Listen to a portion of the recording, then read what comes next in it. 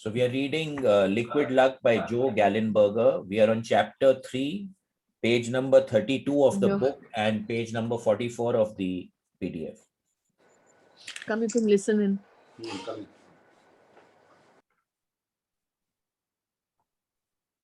With, with this grand abundance around us and many more kinds that have not been mentioned, how can we possibly be plagued with feelings of scarcity and lack? We have mentioned ego's mind tricks that are probably trying to keep us safe. But this tendency is greatly encouraged by the general culture's continual creation of messages and stories that provoke ego mind into overdrive by suggesting that we are lacking in something important. So the ego will always look to acquire more, okay, so that survival can be ensured. And what it does is that it makes us operate in a feeling of lack, and abundance can never manifest out of a feeling of lack, because whatever is manifesting in our life is dependent on what we are thinking, what is our field, what is our energy vibration talking and attracting to itself. So the becoming aware that whether we are operating out of a conscious mind of abundance or lack becomes extremely important. And as soon as you find yourself operating in the principle of lack, we need to actually shift into feelings of appreciation and gratitude so that we can start shifting into a feeling of abundance. Why would various cultural institutions create such messages? I feel that it is because promoting feelings of lack allows those in power to sell us something.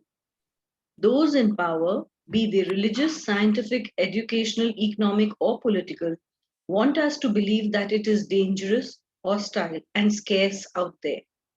And only they have the one true way out of lack and into control, pleasure, and peace. If we believe them, then we will comply with their demands in order to be safe and happy. So this is the principle of all advertising, right? Because only if you're lacking something are you going to buy something. And they use advertising very, very subtly and very, very beautifully to train your subconscious mind to desire something because you are lacking it. Right? Now there's a scene going on and suddenly a product will flash over there. You won't even notice it at a conscious level, but your subconscious mind notices it. Right? Now, when you go to the shopping mall or you're wanting to buy something, you will instinctively buy that because that subtle message has gone into your system. So like that, what is happening is that to sell things to you, it's all economically driven, that you will always be shifted to feeling something that you're missing. Otherwise, they cannot survive. The way that you see, again, this is also a control drama. If you really see, if they do not show you that you're lacking something, they cannot get your attention and draw power from you. The moment you stop, if everyone stops watching the TV right now, you understand, you'll find that sales of a lot of goods is going to come down, because the TV ads are something that incite you into buying stuff. If you see again in your internet also, nowadays, if you're Googling something or you're even talking about something, those ads will start coming because they have algorithms running in the background which are checking what you're talking about, and immediately it will come. In fact, now it has gone to such a limit that if your computer is on and your webcam is there, you have to notice whether your camera is on or not. Okay, because the messages go. Also in your phone, if your phone is on and you're having a conversation, it is not in the sense that you're not on a call, but your phone is just sitting somewhere, the conversation goes. They have some method, I don't know what they do, but they get to know what you're talking about. So, and then they will start sending you the ads accordingly. So you don't be surprised that you had a conversation with a friend of yours and you talked about something, and the next time you go on the internet, you'll find that ad in your computer. They have some kind of a system going on, which is actually, you know, in the sense that it is mind-boggling, because it is there is a positive side to it, that if you're talking about something, you get more information about it, it's good. But the ultimate thing is that they are invading your privacy and sending information to you. But And that's how Bhaiya, they derive power. Yes. but isn't that illegal? How can they come into But our it's not a space? question of illegal. It's a built-in system in the process. Yes, it is illegal. So there's a lot of stuff going on even in America, that invasion on privacy, etc. There's a lot of conversation going on about this. In fact, there's one group that I am on. These guys are, they had attended the OBE program and they're pretty active. So there was a whole day, there was only conversation about this thing, that if your phone is on, your computer is on, if you're browsing the net, how all that information is charted in, they actually control you through that. But then But you that's have to not be aware. fair. What? I said that's not fair. How can they just come into a Fair or not fair, koi matlab nahi hai na. As long as you are all right, you have nothing to hide, then what's the problem? But the fact of the matter is that this is happening. Niket, there is Yeah. a movie called Social Dilemma. I Correct. think if you watch that, Hmm. it says very clear what is happening. Correct, exactly. So Social Dilemma talks exactly about what we are talking about. And that's how the entire, that industry gains power. They actually sell that data to various companies. And that is how they manage to control whatever you are doing.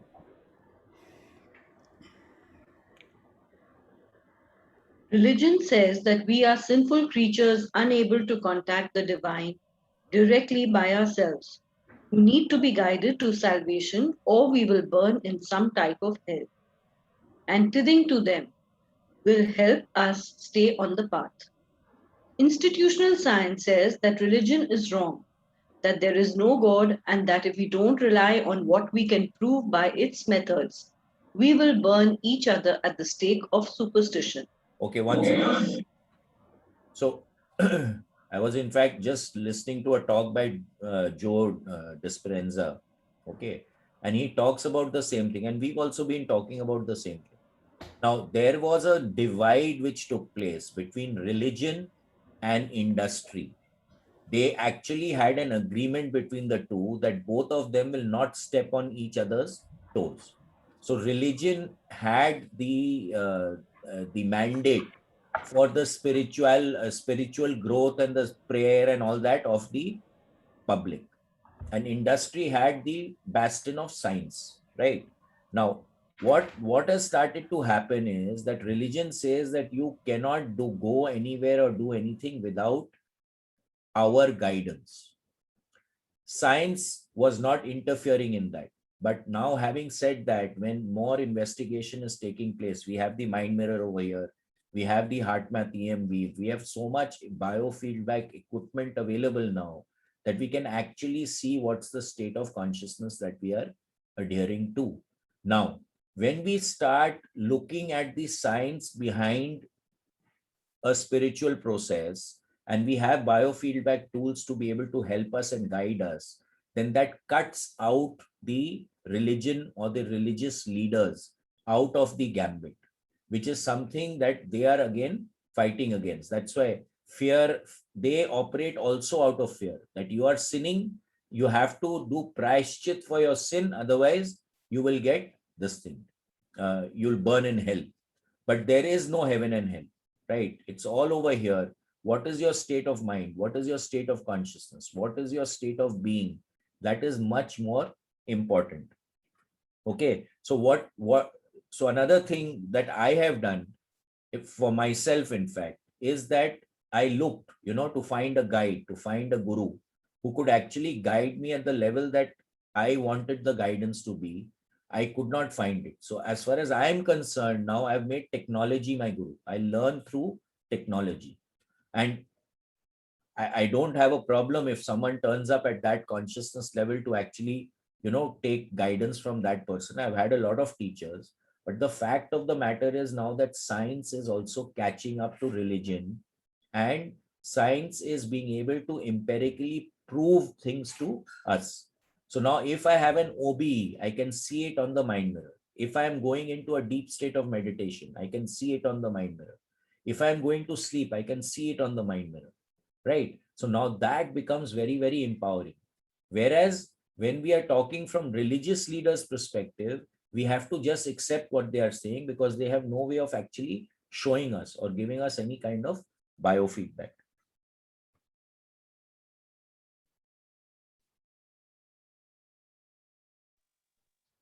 Science proclaims objectivity, but in fact is influenced heavily by political and philosophical bias and economic forces, often becoming a type of religion unto itself.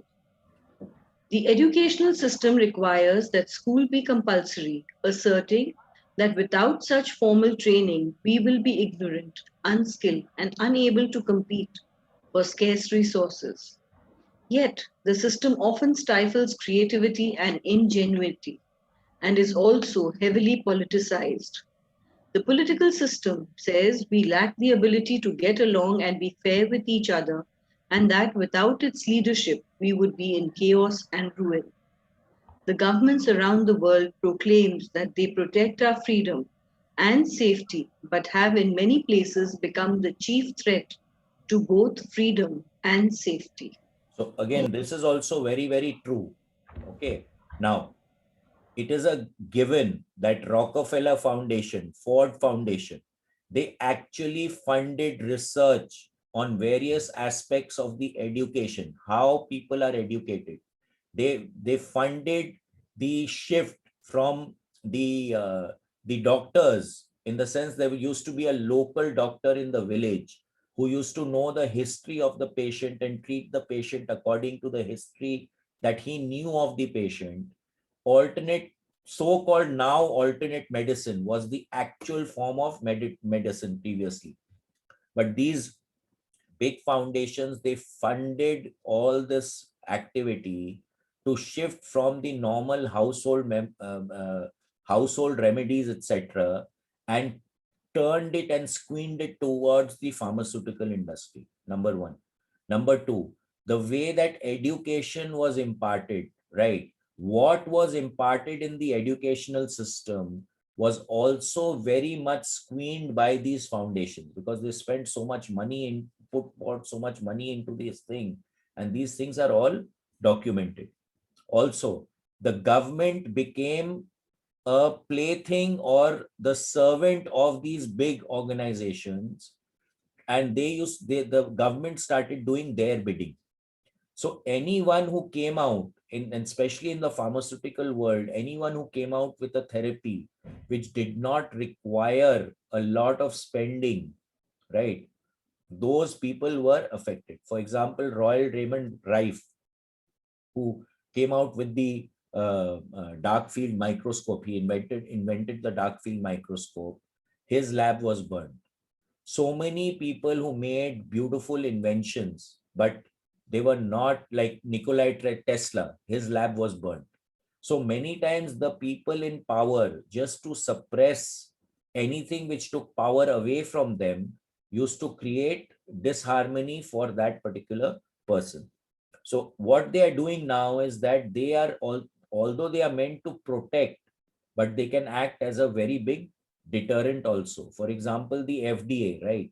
Now today, to get a drug out or a kind of a medicine out in the US is so expensive that unless you are one of the big guns, you do not have the resources to actually be able to get a to get a medicine out, because the FDA itself will not approve it.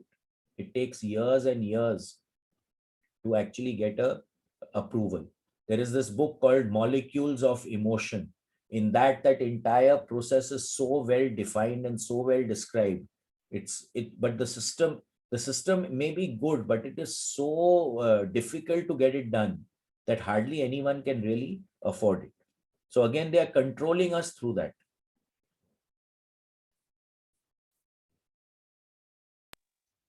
Capitalism requires consumers, so advertising bombards us with messages about what we lack and provokes ego mind to feel restless and at times even desperate unless we have the best of everything. It even encourages us to go into debt to purchase what promises to make us happy. So the advertising is constantly attempting to tell us that if you get this, only then you will be happy. The other thing is that the forms, the physiques of the model, that is literally impossible for most people to get into. So automatically it puts you into a defeatist kind of a mentality. It puts you into a lacking kind of a mentality where you start complaining about your own system, your own body, etc. And then it's constantly prodding you that you only if you get this thing, you will be happy. So it is promoting lack. So we have to be intelligent in what we are bringing into our awareness. That is what we need to do. We need to be very clear about what we are going to see and what we are not going to see. That becomes very important.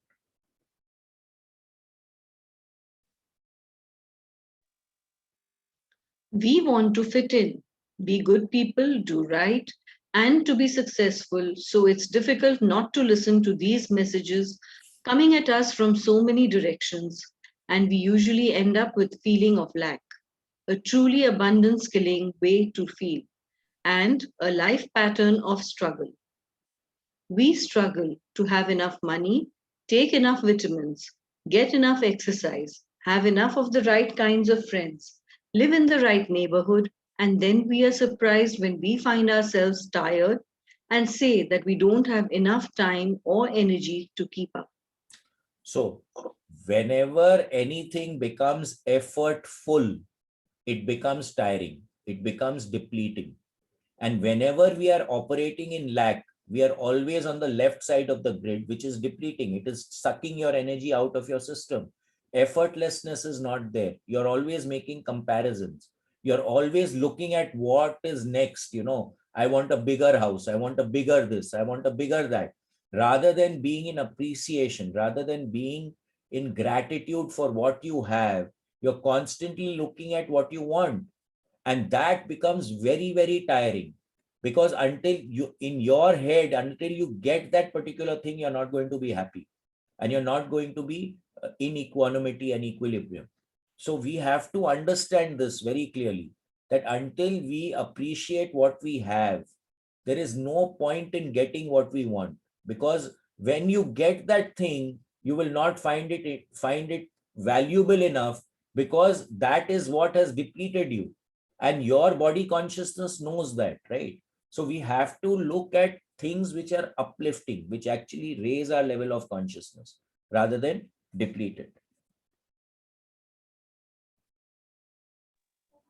This is not resonant with who we truly are. We can instead choose to be aware of the reality of abundance and empower ourselves to feel abundant in everyday life, regardless of almost any circumstance. So if we are resonating lack, that is what will keep manifesting in our lives.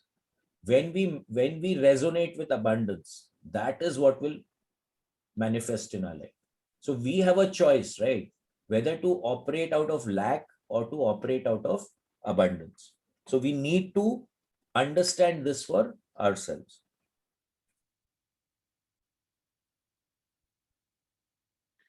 As mentioned, abundance refers both to an objective ample amount of something, such as health or finances, but it is also a feeling of what we have being ample and a feeling of gratitude for it. The good news is that our feelings of abundance are highly under our control by what we choose to focus upon. We can be strong and wise enough to ignore institutional ploys suggesting scarcity and compassionately quiet our ego mind by moving into our heart's wisdom and appreciating all the grand flow of abundance we do have on a moment to moment basis simply by the fact of being alive. So what is the music playing in the background in our head? That becomes so important. Moment to moment, what are you thinking? What state of consciousness are you in? What are you making yourself aware of? What are you focusing your attention on? So today, if I have a wish for anyone, it would be, may you have enough, in the sense that whenever you need something, that should be available to you. There is no point in hoarding everything but when you need it, you don't have it. Now, let's say you are stuck in a forest and you have a suitcase full of $100 bills, right? If you want to make a fire and there is no way to make a fire, I can guarantee it and write it and tell you that after a certain point, you yourself will burn all those $100 to make a fire. Why? Because at that time, it is not important. That money is not valuable at all. So when value for something is actually created in our head, okay, we create value for something. So the more we can operate out of abundance and create value for what is really important in our life, the happier that we are going to become.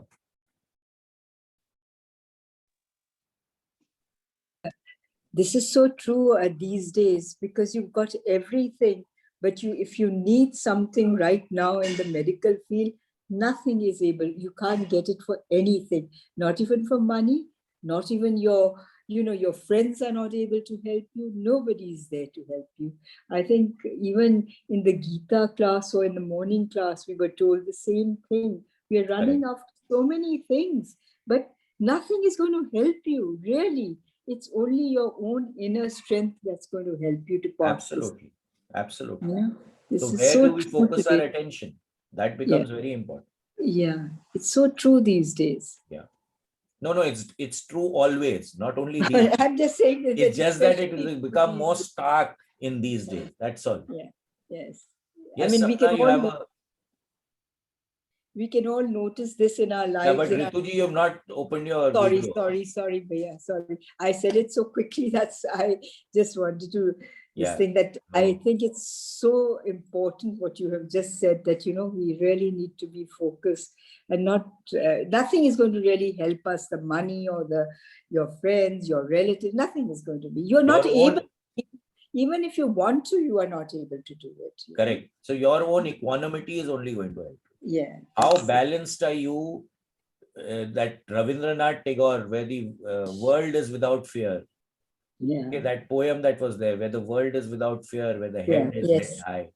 Right. And then in that he says very clear, when the world is going into shackles, but you are still in equanimity. I don't know the exact words. Yeah, I've heard. Yeah, but I really find that thing to be very important. That even if whatever is going wrong around you, if you can maintain your centeredness, your equanimity, then you are all right. If you lose your equanimity, that is when the problem starts to occur. Yes, Sapna ji. Yes, Sapna ji, you were saying something. These days I see everybody is holding oxygen cylinder. And we can't hear you. Everybody I see holding oxygen cylinder. So that is the point, right? Now, this is the basic problem. If people did not hoard it, then there would be no deficiency for anyone who really needs it. You get that? So this is what? This is ego-driven stuff, right? Now, there was a story in Japan after the that Fukushima nuclear power leak, right? Hiroshima. Not Hiroshima. Abhi hua tha, a few years back. The nuclear Fukushima, the nuclear reactor leaked. And there was a story, I don't know, it came on WhatsApp or came in email or whatever, that a queue was made where people were standing in line and everyone took only what they needed. They did not take more than what they needed. In fact, they were in the line and someone said that, that person needs it. Why don't you take and give it to her? That fellow said, no, I have come. I will take for me. I will not take for the other person. Now, what does that do? Everyone had enough, right? If you start hoarding, that is where the problem lies. And when we are looking at ego-driven societies and cultures, which all of us have become more left-brain oriented society, everyone is not living in abundance. We are living in lack. We will not get it when we need it. So yes, I'm not saying that don't have enough, right? Now you know that a lockdown is coming. So you get your ration, pani, etc. for 1 month. It doesn't mean that you will hoard it for 6 months. If you get what I mean. So that is the basic problem today. That even if you don't need it, you're hoarding it. So the guy who really needs it is not getting it. It's very simple. That is what I keep on saying. Yeah. Your volume is very low, so we couldn't hear you. Anyway.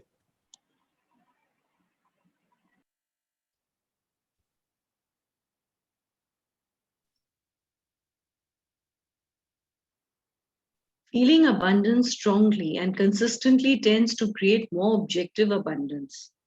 Given the feeling of prosperity is so subjective, the ground is fertile and ready for transforming any feeling of lack into a humble celebration of our own personal abundance and strong connection with the abundance of the world around us.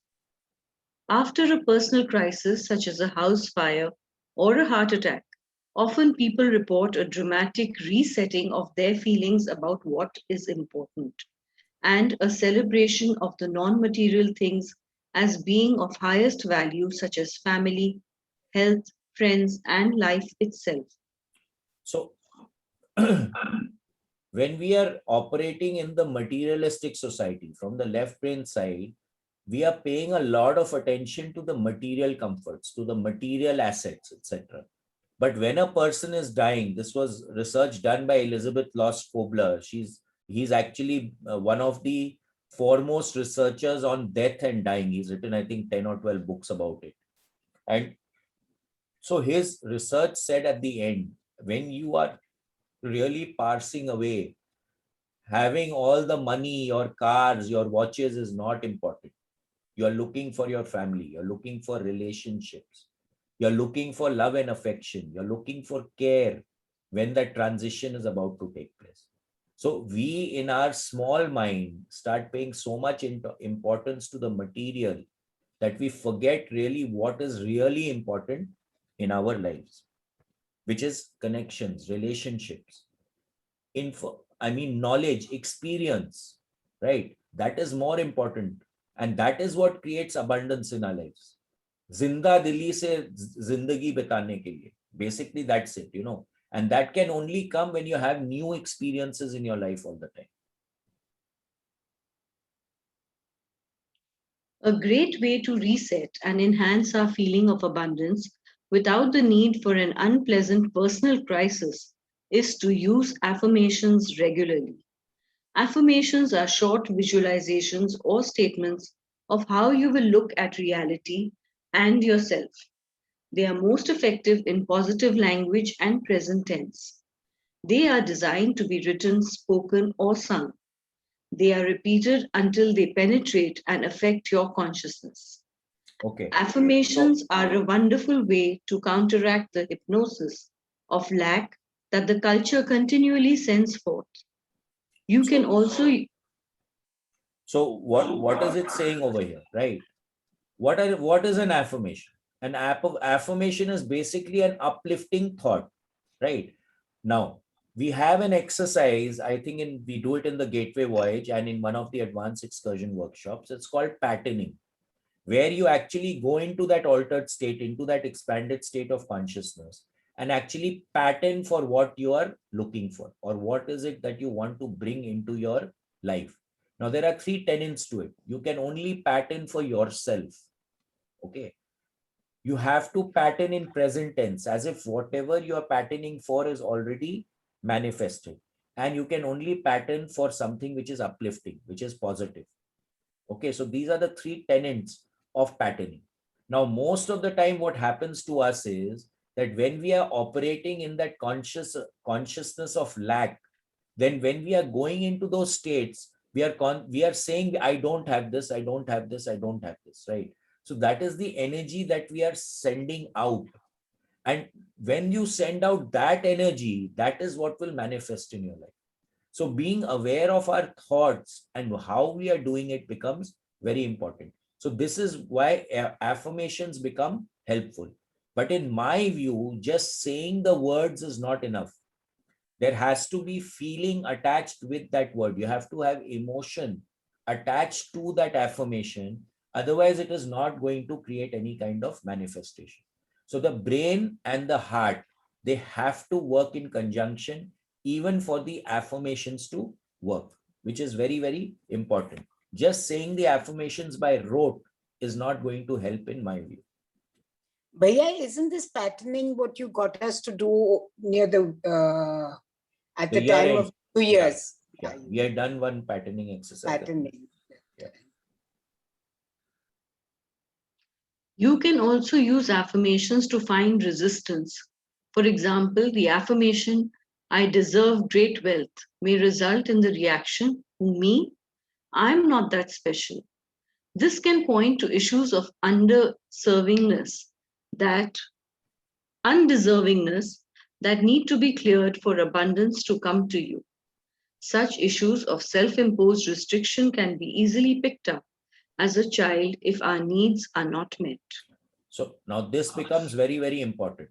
It's the same example I keep using, that I want to shift a table from point A to point B, right? And Mr. A, Mr. X is pushing from one side and Mr. Y is pushing from the other side. The table is never going to move from point A to point B, right? So we have a lot of desires, we have a lot of expectations, but we have counter expectations to that also. So an example can be that I used to use regularly in the excursion workshops when we were doing physically, is that you are imagining that you have bought a lottery ticket and in your mind you have won the lottery ticket. Now, then you start thinking that if I win the lottery ticket, I have 1 crore rupees aa gaya ya 100 crore rupees aa gaya. Now, if I win the lottery ticket, what is going to happen is that the mafia is going to get behind me. All the local gundas will start asking me for chanda. My family members will start getting after my life. My children can get kidnapped. I will have to pay taxes. The government will take away most of it. Now, what is happening? In one side, I am feeling that I have won the lottery. And the second side, I'm feeling that if I win the lottery, all these depleting things are going to happen. So what is happening? We are canceling both of them out. So nothing manifests. So we need to be very clear when we are looking at manifesting abundance in our lives. We need to have clarity of thought. We need to be very clear, and the feel of fear or lack, anything that puts us on the left side of the grid, cannot act as a resonant frequency attached to that affirmation that we are wanting to create abundance through. You understand? So I deserve wealth, but underlying is that no, I will not be able to handle it if I get the wealth. So now you're countermining, you're cutting your own feet. And what happens is that's why we need to pay so much attention when children are growing up. We need to bring up our children with awareness. Okay. Just put your hand on your hearts and think, how many times do you tell your child no? And how many times do you tell your child yes? Okay, you'll get the answer for yourself.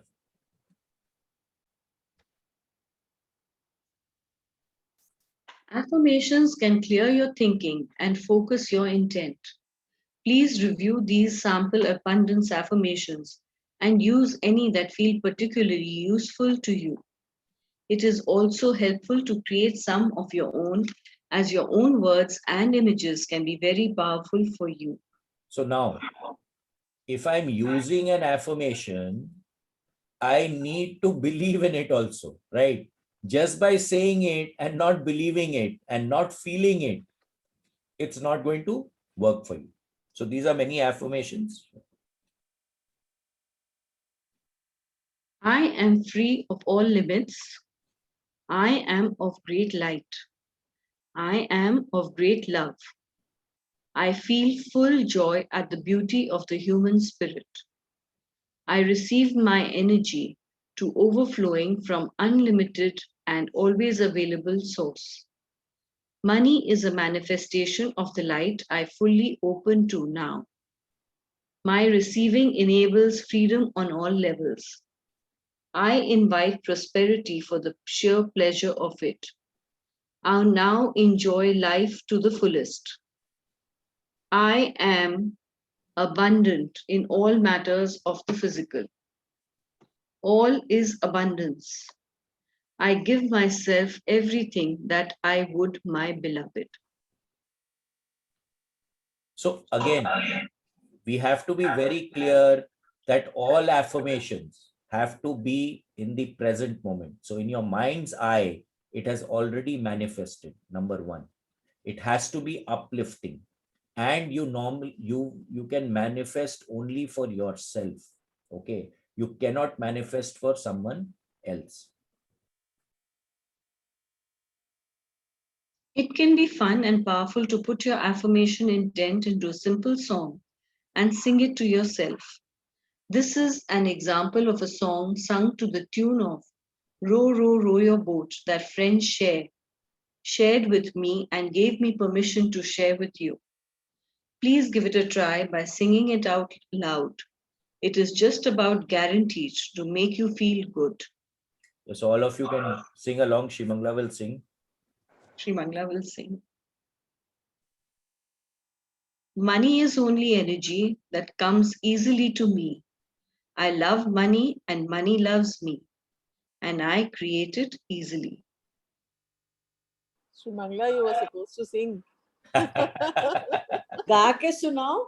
I think it needs a little practice. Yeah, this one Yes, is a because tongue twister. it was not coming that money is only energy. How do I say that in Row, Row, Row Your Boat? Money is only energy. Money is only energy that comes easily to me. I love money and money loves me, and I create it easily. Very Wow. good. Ah, Great. lovely, Thank lovely. you. Thank you, Bua. Lovely, thank you. Affirmations can also take the form of prayer. Yeah. Go ahead. When we're talking about affirmations, supposing I'm constantly doing an affirmation in conjunction to a second person Yeah. without telling the person, but does it happen that the person absorbs it? See, it depends on the state of consciousness that you're doing it from. Okay. Generally, we say that if you're patterning, that means you're going into an altered state and you're putting some process over there, you technically can't do it for another person. Okay. Understand? But with your relationship with that person, if you can twist It it can happen. in a way that it creates value in your life. Okay. So again, it's a play. You have to figure out what will work for you. Basically, that's the thing. But if you are operating in abundance, whoever you come into contact with will automatically start shifting into abundance, because that's your field, that's your frequency. Okay. Now, if you are let's say you are sending a reball to that other person. So what are you sending? You're sending a field. You're going into an altered state and sending a field to that person, which reduces the entropy in that person's whatever is happening. So you can set an intent, but ultimately it is up to that person, right? You can't manipulate another person. If you're wanting to manipulate another person, that in the shamanism process, it is called sorcery. So if you're doing something without the permission of that other person, you are operating, you're doing sorcery. You're not a shaman. The distinction between the shaman and a sorcerer is that only. Now, today you are wanting something for that person. How do you know it is for the greater good of that person? Can you guarantee that? I get it. You can't guarantee that, right? Because in that person's life journey, that person may have wanted to experience that lack or that whatever situation that person is in. So when we are doing an affirmation for another person, it should always be this or better. May the highest good manifest for that person. So with our small mind, it's not right for us to do something for another person. Are you getting that distinction? Yes. Because I mean, you don't know what that actually that person wants, no? See, simple case. There are many people who are sick, right? Now, your normal thing would be that they should get better. Right. Okay. But that person, by being sick, is gaining a lot. Okay. Now, because that person is sick, he's getting attention, he's getting his food on time, he doesn't have to do any work, he's relaxed, he's watching TV all the day. Right. So now who are you to get him out of his sickness? Understood. So we really don't know, right? So our intent always is for the highest good of the other person. Unless the other person is making a request, and then also still it is for the highest good of that person. Because technically we also don't know what is for our highest good. Unless we are going into an altered state and actually understanding what is for our highest good. You understand what I'm saying? Yeah, understood. So that's why getting into the flow becomes very important. Allowing things to happen. I just want to share for this affirmation. Why I asked was because we had a wedding in the family and we were running short because of the COVID last minute arrangements. So there was a certain design which I visualized, a floral design in my mind. And I was affirming, I want this. And there's no time for me to convey it to my florist. So I told her that I'm just sending you what I've imagined, I'm sending it to you. And 2 days later, when she did it, it was exactly what I had affirmed. So she absorbed it totally. So that is why I said, and it seemed like a miracle to me that what I wanted is exactly what she's done. You were affirming for yourself, na? You were wanting that to manifest for yourself, not for the florist. So you set an intent. But you set an intent and it manifested for you, not for the florist. So who are you manifesting for? You in your mind's eye, it was already there. It was an uplifting thought because it would look nice in the event. You were manifesting for yourself because you wanted that. So the three tenets were met. I took it the other way around that, No, I took it the other way around that she received my affirmation. So she was able to fabricate it. So you did it in an altered state and that it got downloaded in her also. But that is the point, right? When we go into an altered state and we pattern for something, many people and many things will have to be involved to manifest it. It is not only us. Like today, if we are sitting on Zoom, there must have been tens of thousands of technicians, tens of thousands of people, the telephone company people, the computer people, so many people were involved for us to be able to experience this, right? Are you getting what I'm saying? Yeah. True. So it's not when we are going into an altered state and patterning, it's not that we are going to do it. The universe is going to conspire with many incidences, many situations to make it manifest. So it manifested. Okay, thank you. Yeah. Affirmations can also take the form of prayer. There is much wonderful spiritual thought in this world. Please permit me to offer an example from the Christian tradition. The Lord's Prayer. This prayer was Jesus' response to the question, how should we pray? The traditional Greek-based translation is as follows. Our Father, who art in heaven, hallowed be thy name. Thy kingdom come, thy will be done, on earth as it is in heaven. Give us this day our daily bread, and forgive us our trespasses, as we forgive those who trespass against us. Lead us not into temptation, but deliver us from evil. For thine is the kingdom, the power, and glory forever and ever. Amen. So it reminds me of school. Yeah. We had to say this prayer every day in school.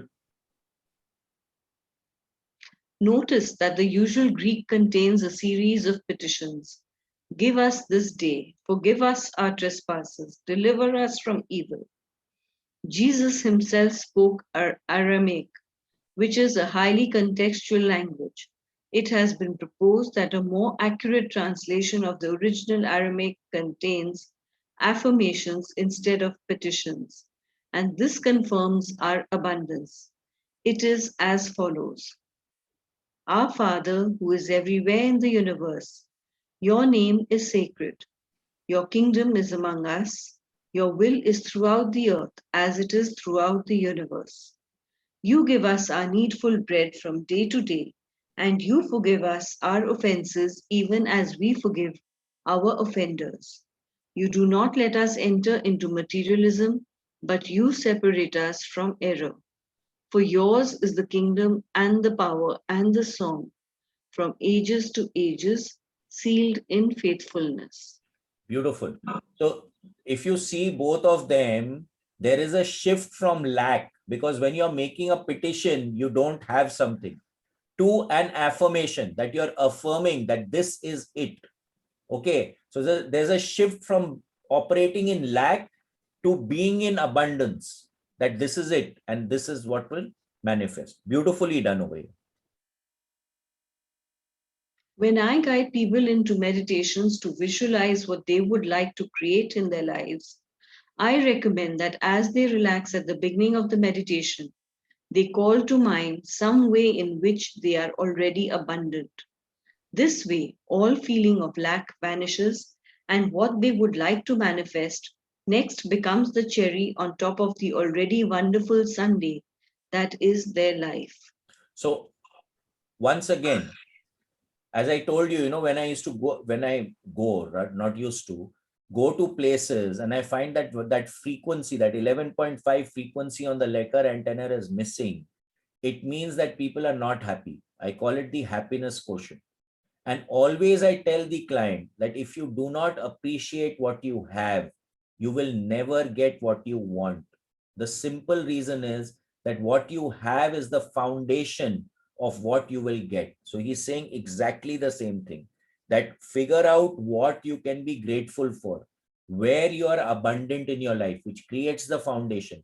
It creates the bedrock on which you can jump to acquire whatever you are looking for. Now, if that bedrock is not there, you're going to go down and sink. So operating out of abundance and appreciation and gratitude becomes extremely important in this whole process. This is something that we talk about in the Resilience Advantage program also.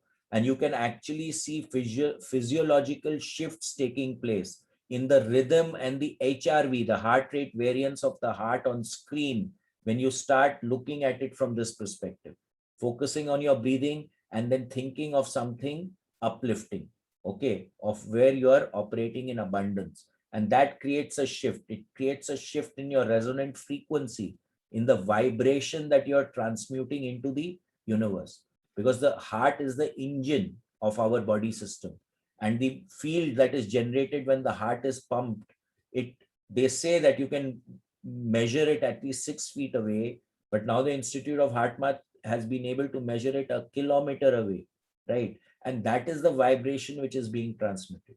So if the rhythm of the heart, for example, when we are thinking in that way, becomes more symmetrical, it becomes more like a sine wave and in coherence and in balance, that is the message, that is the resonance that we are going to be sending out in the world, and that resonance will come back to us, because what we resonate with will manifest in our life.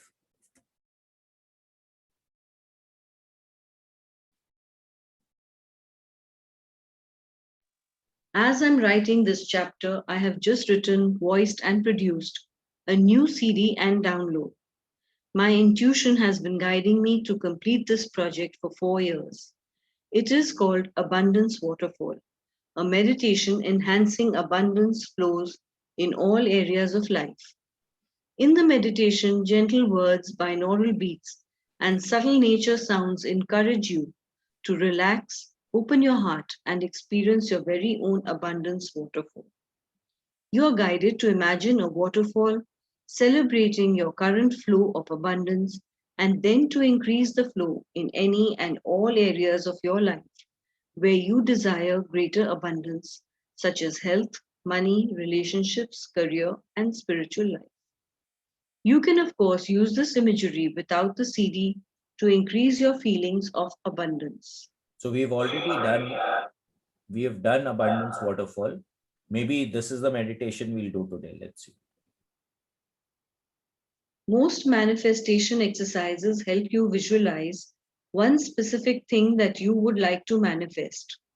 Abundance waterfall imagery enhances your awareness of the entire flow of abundance available to you and dramatically increases your capacity to receive it.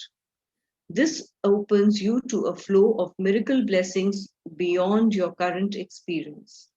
Early reports include, as a result of the powerful sonic impressions contained within Abundance Waterfall, I experienced intense and extremely positive 3D manifestation imagery in my mind.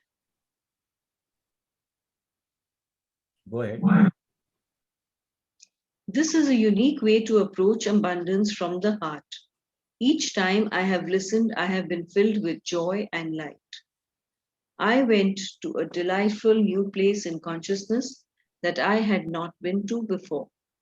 So the meditation shifts your state of conscious awareness and puts you into a coherent state, because the binaural beats or the hemisync signals are there, which allow you to go into that altered state and connect with that altered state. A stillness in the mind develops, and then you connect with that state of consciousness, which allows abundance to flow into your life. So someone was saying right in the beginning, Indra Bhabhi was only saying that things are automatically starting to happen in her life, right? So what is that state? You're going into that state of equanimity where you are not doing, it is happening. Okay. So the doership takes a back seat and you become part of the flow. It just happens. And that is where abundance comes into your life. If you're making an effort to do something, then you're spending energy. When things are happening, there is no expenditure of energy. It's just happening. And you're part of that flow. It's like swimming against the stream and swimming with the stream. It's much easier to swim in the flow rather than be in resistance with the flow. I took the time to produce Abundance Waterfall in the hope that it will benefit many people, because I know that cultivating consistent feelings of abundance is one of the most powerful things we can do to help us manifest more positively in our own lives. And given that feeling abundant reduces fear, if many of us feel more abundant together, it will help us manifest a more positive future for our communities and the world. So the first thing is to look after yourself. If you can be in abundance, you can operate in equanimity, in centeredness, then people around you will feel that resonance. And this is something which has been scientifically studied at the Institute of HeartMath, right? If you are operating in coherence, then the other person next to you will automatically start to resonate to that field. There was this experiment done where they had these clocks. They put a lot of clocks in one room, right?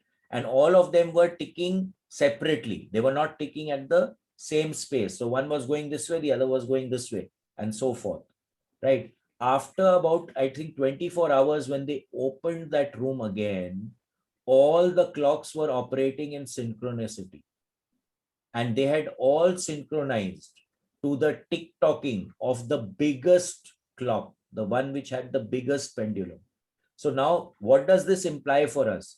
If we can become a high resonant frequency generator in our environment, we become the highest frequency generator, then everyone, and we are in equanimity and equilibrium within ourselves, we are centered, then wherever we go, we will create that centeredness in people around us.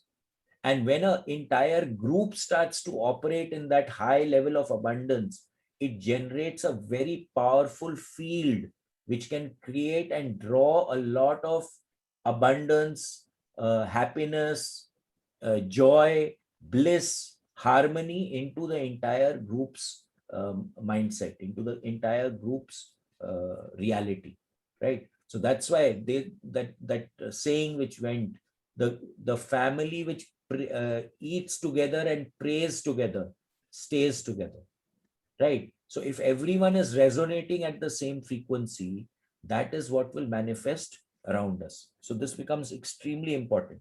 that we need to operate out of abundance and then associate with people who operate out of the consciousness of abundance. If you're associating with people who operate out of lack, then that is what you're going to generate in your life. So be aware of who you are associating with. Now today, again, from the Gita, I have a vasana of having liquor, let's say. Now, if I do not associate with anyone who has liquor, if I don't go near a liquor shop, I don't go to a bar, I don't consciously allow anything to do with liquor to come into my conscious awareness, that gene which is there, which triggers, or that vasana will not get triggered only. But if I'm going to associate with people who are drinking and there is a vasana in me, there is a gene in my genome which tells me that I'm going to start drinking, for example, or become an alcoholic, that will get triggered. So the concept of epigenetics start to come into here, that what is your environment that you are in. So we need to be very, very conscious of our environment. Who are we associating with? What are we seeing? What are we doing? What are we eating? All that starts to become very, very important.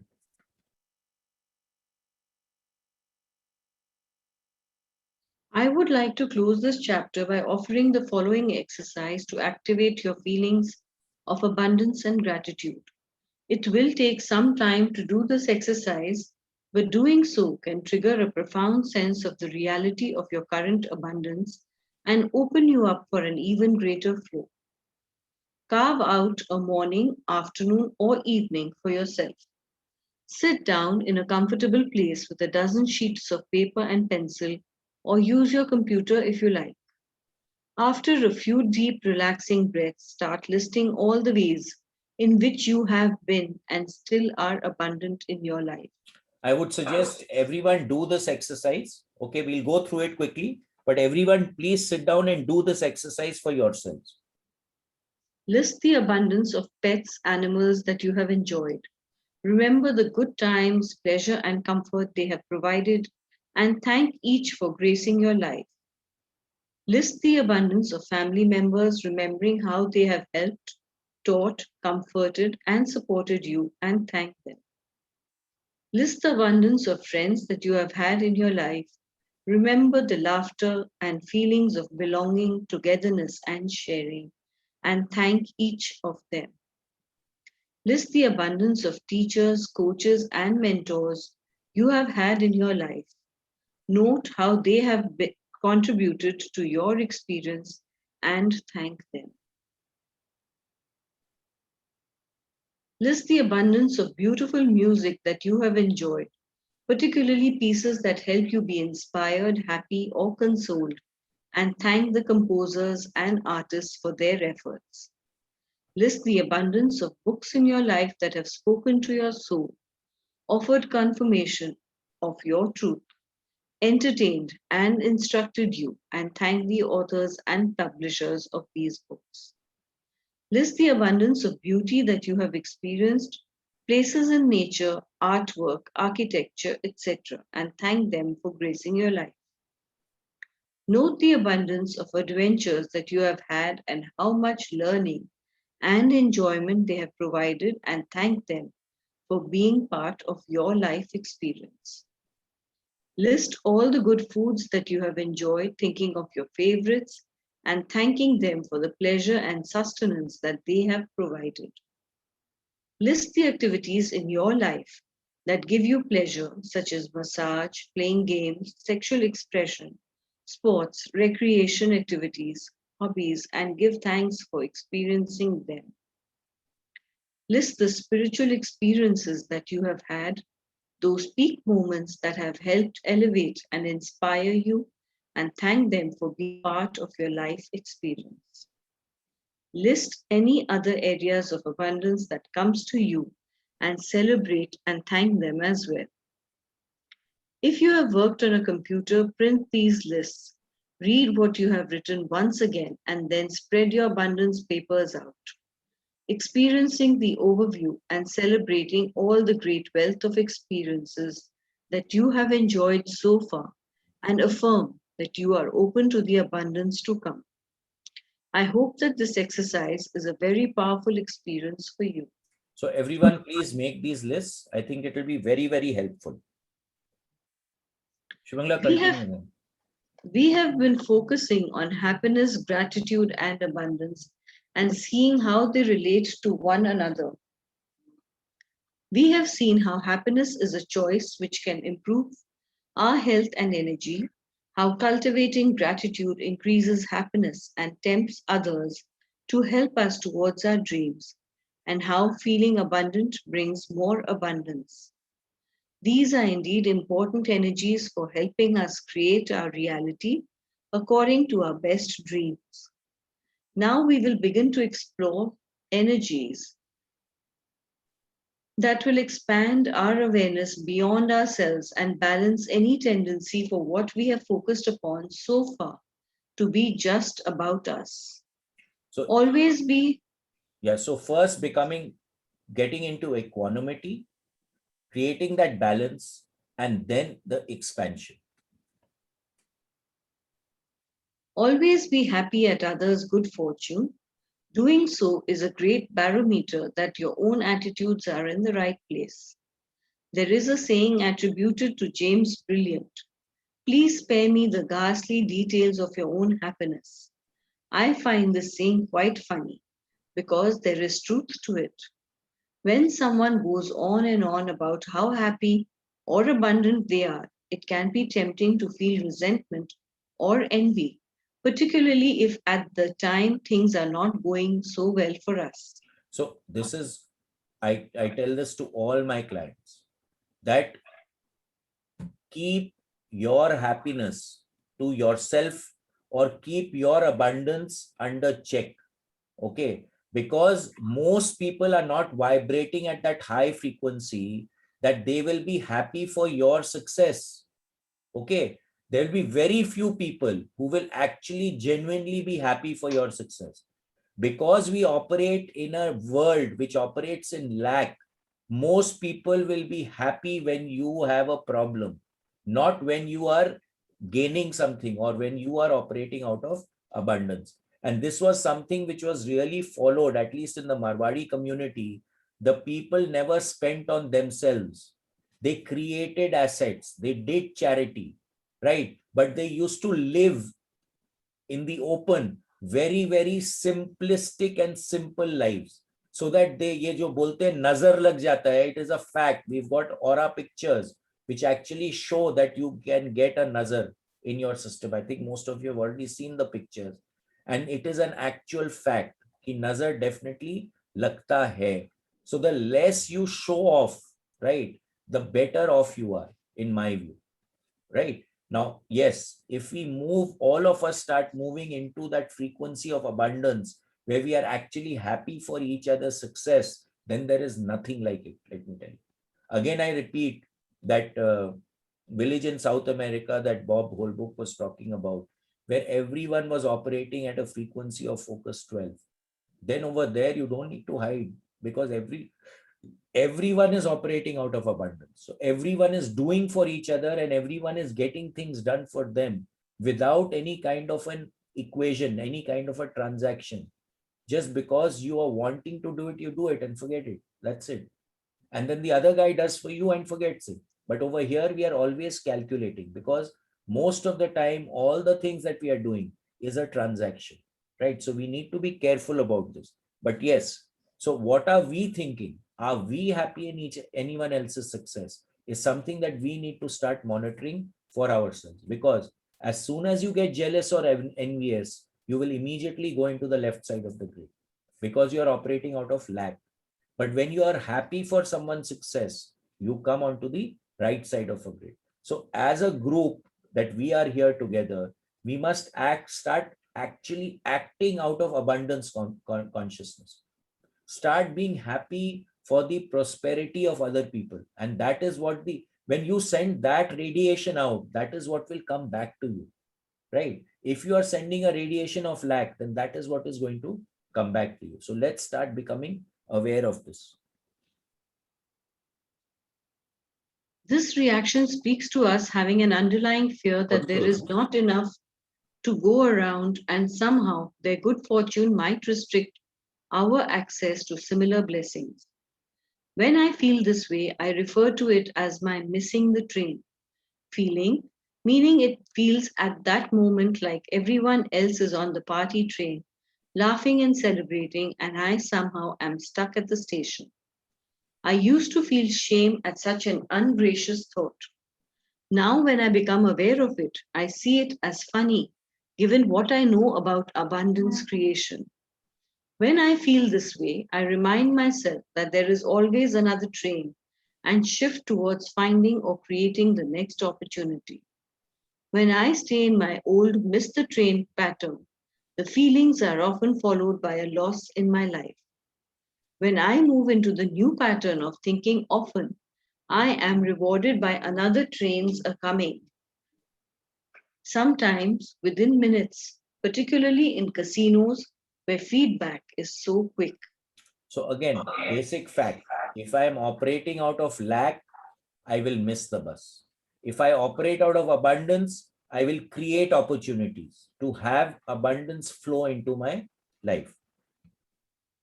Celebrate with anyone sharing how they are successful and happy, for it is indeed an abundant universe and you can use their story as an inspiration. Ask them how they accomplished their achievement. You might learn something that you can apply to your own situation. So when we are open and we are not in lack, then we can learn, right? And this is a given fact that we can actually learn and start creating that abundance in our lives. Okay. So again, let's be aware of it. Let's make a list of all the things that we can be grateful for in our lives. And that becomes very, very empowering. Let me tell you, when we start looking at things where we are in abundance, when we have enough, right? It brings that resonance into our field. And then we can become more and more abundant all the time. Right. So we have really overshot time today. If anything